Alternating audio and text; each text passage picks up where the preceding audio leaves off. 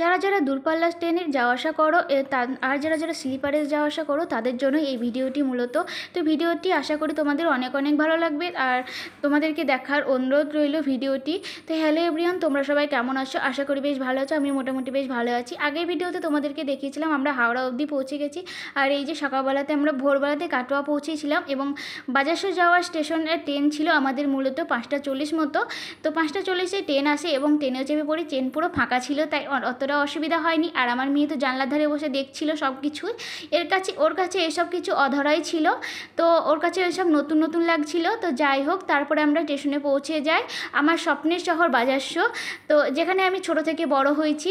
তো যাই হোক, তারপরে আমার 2 বোন চলে এসেছিলো এবং আমার বাপিও চলে এসেছিলো আমাদেরকে নিতে।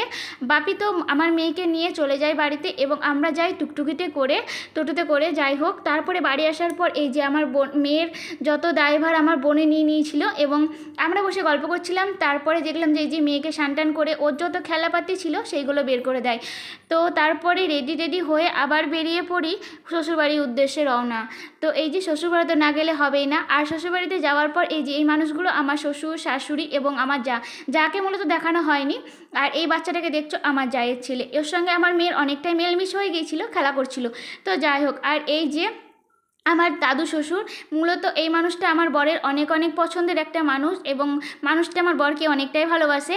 তো যাই হোক, তারপরে আবারও চলে আসি বিকেলবেলাতে ভাত টাত খেয়ে মায়ের বাড়ি। আর অন্য একটা জায়গা যাব, তো সব কিছু তোমাদের সঙ্গে শেয়ার করব, তো তোমরা দেখতে থাকো। আমরা বেরিয়ে যাওয়ার পর বাপির দোকানে এসে দাঁড়াই। এই দোকানটা হলো মূলত আমার বাপির, আর এই মানুষটা হলো আমার বাবা। অনেক কঠোর পরিশ্রম করে আমাদেরকে মানুষ করেছে এবং এখনও পর্যন্ত কঠোর পরিশ্রম করে চলেছে। তো যাই হোক, তারপরে স্টেশনে চলে আসি এবং স্টেশনে এসে দুজন মিলে বসে বসে গল্প করি। আর আর আমাদেরকে ট্রেনে তোলানোর জন্য আমার 2 বোন এসেছিল সঙ্গে। আর এই যে আমার মেজো বোনটা বসে আছে আর ছোটো বোনটা আমার মেয়ের সঙ্গে খেলাধুলা করছিল। সেই দুজন মানে ইয়ারের দোষ এক কথায়। তো আমার মেয়ে আমার ছোটো বোনের সঙ্গে খেলা করতে অনেকটাই ভালোবাসে আর দুজন মিলে অনেকটাই খুশি ছিল। তারপরে কি বলবো আর, তো ওদেরকে বিদায় দিয়ে আমরা ট্রেনে উঠে পড়ি। ওদেরকে মূলত আমরা ট্রেন আসার 20 মিনিট আগে ওদেরকে বাড়ি পাঠিয়ে দিয়েছিলাম, কারণ আমাদের ট্রেন আসতে অনেকটা লেট করছিল। ট্রেনে উঠতে উঠতে আমার মেয়ে কিন্তু ঘুমিয়ে কাদা।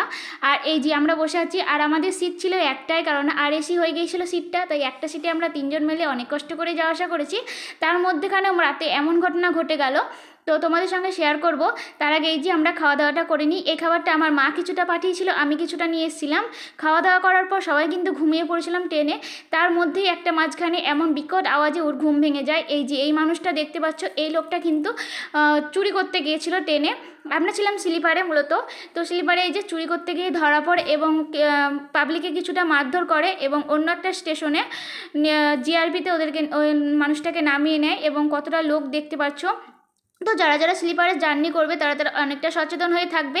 মূলত এসিতে জার্নি করা অনেকটা ভালো, কিন্তু টাকা পয়সার কারণে অনেকজনই স্লিপারে জার্নি করে। তো ভিডিওটি ভালো লাগলে টাটা।